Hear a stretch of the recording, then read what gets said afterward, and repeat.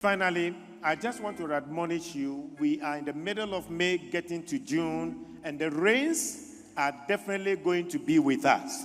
And what that means is that there will be flood, whether you like it or not. Prayers cannot stop it. Around the world is faced with huge, disastrous floods around our world. Even Dubai, the most organized, well-structured country, went through unprecedented floods. Brazil had a kind of a flood that destroyed many lives. Really? And about a couple of weeks ago, Kenya, over 200 people were killed in the flood. Due to climate change, all kinds of things seem to be happening in our world. But so in this country, Ghana, there will be flood also. But in our part of our country, some of the flood is not natural, it's man-made.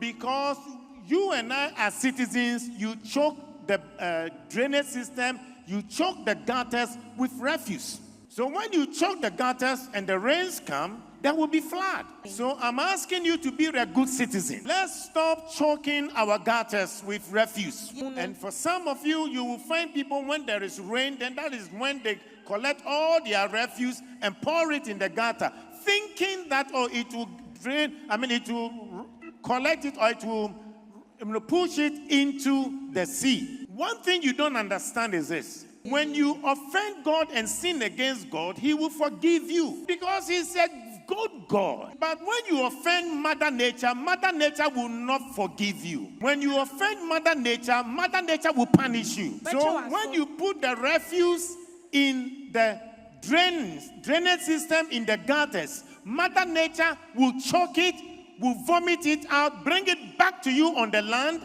and will create the flood and will punish you. So I'm admonishing you that as we enter into the rainy season, you have a responsibility. And I think one of the things we can also do as a society, thankfully we have our regional minister here. Honorable Titus, now listen to me. We have our regional minister here. One of the things that I think, let's give him a hand.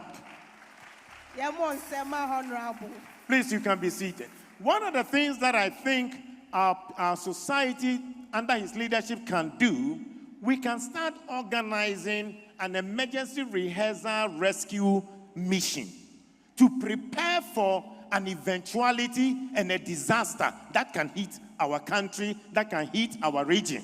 For example, NADMO can engage both the military and any other related group of people that in the midst of this flood, should there be a heavy, unprecedented flood, if Kenya had it, Brazil had it, Dubai had it, listen, we cannot be excused. We may get into a system where we cannot control. But should that happen, how ready is our rescue mission?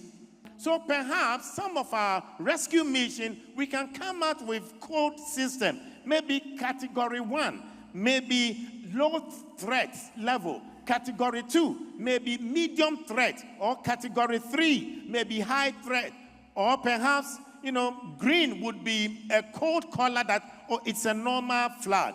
Maybe the yellow means the flood is a very high thing, so society or people should be more careful.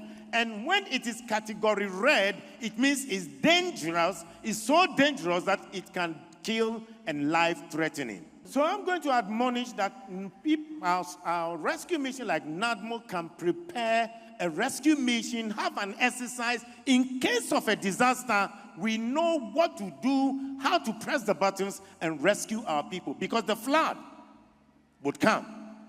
Lives can be lost. But how prepared are we as a society and as a nation?